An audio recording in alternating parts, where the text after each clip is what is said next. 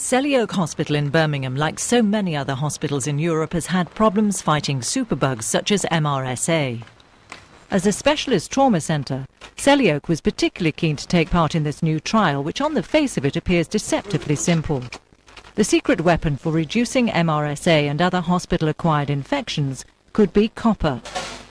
In this general medical ward, the door push plates and handles, which are normally made from stainless steel, are being replaced by copper. Research has shown that copper has high antimicrobial properties, and superbugs quite simply die when they come into contact with the metal. The taps and other fittings in the bathrooms, which all day long are being touched by hundreds of hands, potentially passing on infection, are also being switched to copper. Human beings are covered in organisms, and we can spread organisms from one patient to another by various routes. It can be spread in the air, or it can be spread by hands, or it can be spread by instruments. We need to try and make sure that all those areas are minimised in terms of numbers of organisms we have on there, putting our patients at risk.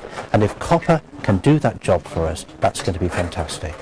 Around 80% of infectious diseases are transmitted by contact. So in the trial, even the pens which are used by medical staff are made from brass, a copper alloy.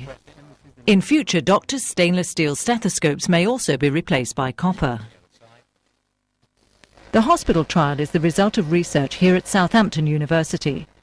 Microbiologists first saw that E. coli bacteria were killed on copper surfaces. Now research into MRSA has shown that high concentrations of microbes, which survive for 3 days on stainless steel, die within 45 minutes of contact with copper. The lower MRSA concentrations found in hospitals die within just 15 minutes. Copper is very reactive and it's very good at inhibiting bacteria, and we found out that in particular it inhibits the respiration. In effect, it stops them breathing. We've been doing this work now for the past 5 or 6 years, but in fact if we look back in the literature, copper was used by the Egyptians thousands of years ago, so we're just reinventing the wheel.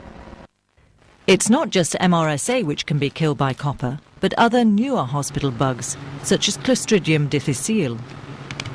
And now the Southampton team have also seen that copper is effective in killing the human flu virus, which could have important implications in fighting any future outbreak of bird flu. Avian flu is very similar to normal human flu. They're almost identical. So although we haven't done the work, we would predict that we should get exactly the same results. And if that is the case, then obviously copper offers us a very important barrier to use in food processing, for example. Up to 5,000 patients die every year from hospital-acquired infections in Britain.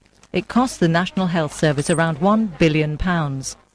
No one element can wipe out the problem, but it's believed that copper could make a real difference.